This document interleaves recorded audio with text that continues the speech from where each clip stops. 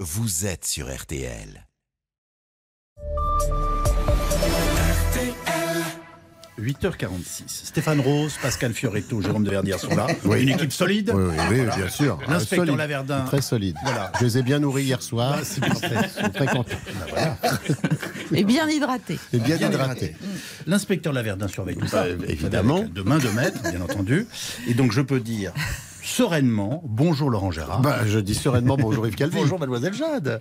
Écoutez, je m'en sors. Bonjour Monsieur Calvi. Bonjour à tous. Dans leur livre Le traître et le néant, les journalistes Gérard Davet et Fabrice Lhomme révèlent que François Bayrou se serait vu proposer en 2017 un dédommagement financier par Emmanuel Macron s'il acceptait de laisser des places de députés à LREM au détriment du MoDem. Hop. Bonjour François Bayrou. Je suis un incorruptible. On m'appelle l'Eliott Ness du Béarn. D'accord. On ne m'achète pas, Mademoiselle Jade, on ne m'achète pas. En effet, vous avez refusé cette proposition financière. Et pourtant, je peux vous dire qu'Emmanuel, pour me convaincre, avait utilisé les grands moyens en dépêchant auprès de moi son maréchal. Son maréchal. Oui, son maréchal Richard Ferrand, qui a tout tenté pour que je cède. Oui, par exemple. D'abord, il m'a proposé une boîte de Chamonix orange par siège de député. Vous savez, ces gâteaux mous fourrés à l'orange, j'ai refusé. C'était dur, mais j'ai refusé. Et pourtant, je vous assure que les 3 membres de mon parti me suppliaient d'accepter. Les centristes sont friands de ces gourmandises molles. Très bien. D'autant que nous manquons de Chamonix au séminaire que nous organisons chaque mois dans la salle Jean Le Canuet de mon MoDem. C'est vrai que c'est tentant. Ça n'est pas tout. Le maréchal Ferrand a mis la barre encore plus haut pour me faire céder. On m'appelle le roseau du Béarn. Je plie, mais ne cède jamais. Que vous a-t-il proposé cette fois ? Il m'a proposé que le doyen de mon MoDem, Marcel Deneux, devienne Premier ministre. Ah, carrément. Oui. Si j'avais cédé, je vous révèle en exclusivité que du gouvernement, il en aurait pris la tête, Deneux. La communauté internationale se dit très inquiète des essais de missiles hypersoniques de la Chine. La Chine serait en train de mener dans le plus grand secret. Tournons-nous vite vers le meilleur ami de la Chine en France, Jean-Pierre Raffarin. Ni hao.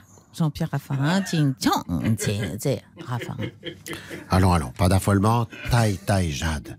Les intentions de nos amis chinois sont totalement pacifiques. Oui. J'en ai eu la confirmation formelle par Zozo Wang Wang, C'est qui ça mon homologue chinois, monsieur Calvi.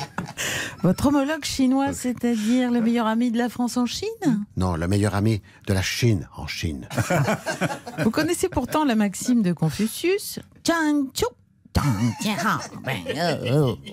Autrement dit, gardez-moi de mes amis, mes ennemis, je m'en charge. Mais bien sûr, je la connais par cœur. Mais Zozo, il m'a juré sur notre amitié franco-chinoise éternelle qu'il ne s'agissait pas d'un missile hypersonique, mais d'un petit avion de tourisme égaré.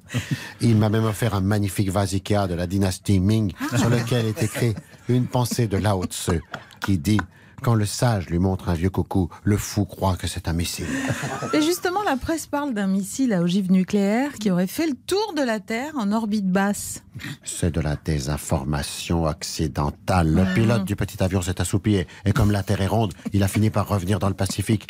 Et il s'est malencontreusement écrasé sur le porte-avions coréen Samsung 4. Ah, ça on ne le savait pas. Merci pour l'information. Surtout, ne le dites à personne, sinon le grand timonier infaillible du Yangtze-Kiang, mon ami Xi Jinping, risque de se fâcher tout rouge. Et s'il se fâche, il va nous envoyer plein d'avions de tourisme qui risquent de s'écraser sur le plateau d'Albion. Et cela pourrait nuire à l'amitié franco-chinoise. Mais heureusement, depuis ce matin, grâce à RTL, qui a toujours une idée d'avance, je vais lui offrir un panier RTL à 28,82 € qui contient, je vous le rappelle, des carottes, des pommes, du dentifrice, un savon zeste. Voilà, nous répondons avec nos armes. Et 1 litre d'huile de tournesol à 2,04 €. Merci. À le préciser. Un peu de précision ne nuit pas. Oui. Chaque samedi soir sur France 2, notre ami Laurent Ruquier reçoit aux côtés de Léa Salamé celles et ceux qui font l'actualité dans son émission On est en direct. C'est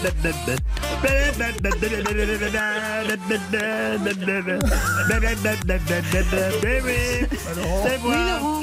c'est Laurent Ruquier. Elle, c'est Léa Salamé qui est là pour la parité, car parité bien ordonnée commence par soi-même. Ce soir, en cette période de prix littéraire, je reçois 2 écrivains. Christine Angot. Et Alain Finkielkraut. Alors vous, Christine Angot, vous venez d'obtenir le prix Médicis.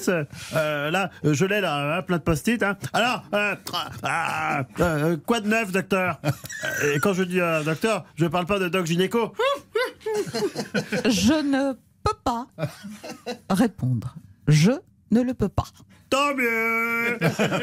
J'en ai eu ma dose pendant 1 an, quand vous étiez chroniqueuse à On n'est pas couché. Et vous, Alain Finkielkraut, toujours aussi rac? Monsieur Ruquier, je vous saurais gré de faire montre davantage de circonspection à mon endroit. Vous n'êtes pas censé régler vos comptes avec vos invités sous prétexte qu'ils ne partagent pas vos idées. Dois-je vous rappeler que nous sommes sur le service public? Eh oui, et dans service public, il y a service. Alors autant s'en servir. Je ne peux pas parler du prix Médicis. Je ne le peux pas. Il ne le veut pas. Madame Angot, je conçois parfaitement votre impossibilité à dire l'indicible, mais vous l'avez déjà dit dans vos 15 livres précédents sur le même sujet, alors laissez-moi à mon tour m'exprimer. Il ne veut pas que je parle. Il ne peut pas m'entendre. Il ne le peut pas. Gna gna gna, taisez-vous, taisez-vous.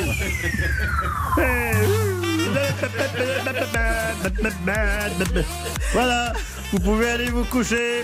Rendez-vous la semaine prochaine pour faire sa fête à Geneviève de Fontenay. Miss Rance.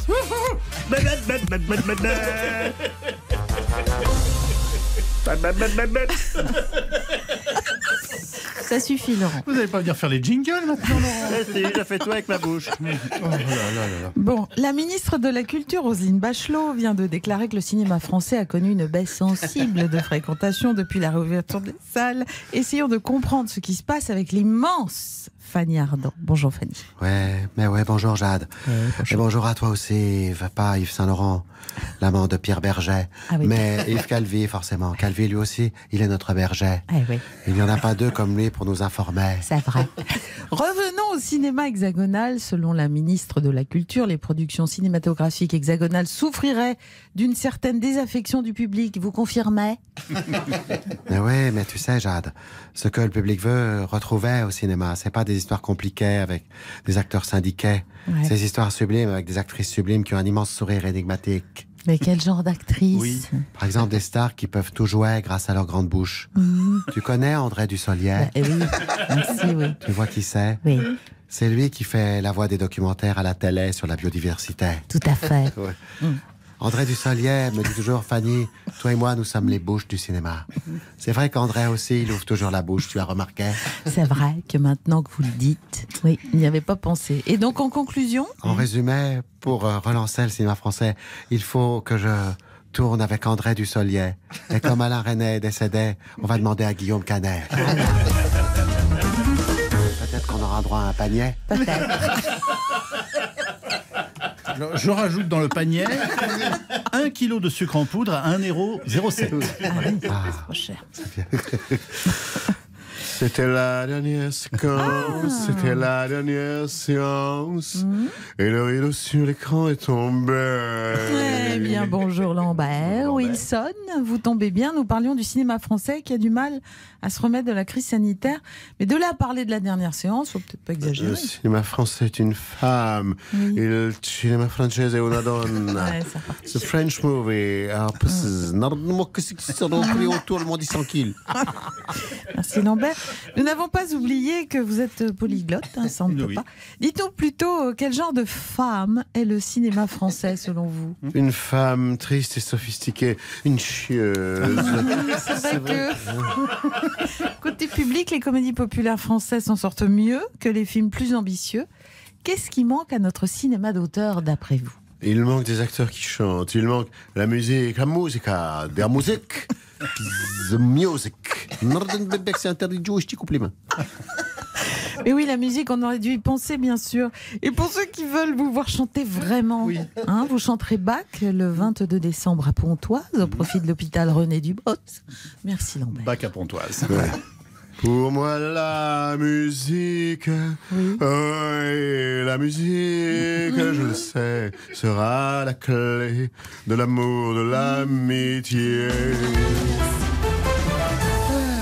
C'est fini. Bah oui, merci à toute l'équipe. Donc je vais vous donner 4 steaks hachés à 6,11 € qui étaient dans le panier RTL. Bon, je pense que c'est bien, vous allez pouvoir le partager avec nous. Très bien. Voilà. On va prendre un petit réchaud. Mais un petit réchaud dans un instant. Dites donc, on va retrouver un soufflé glacé au Gewürztraminer. C'est bien. Ben oui, c'est bien. Vous savez qui va nous en parler? Cyril bien Lignac, sûr. je crois. Bravo. Oui.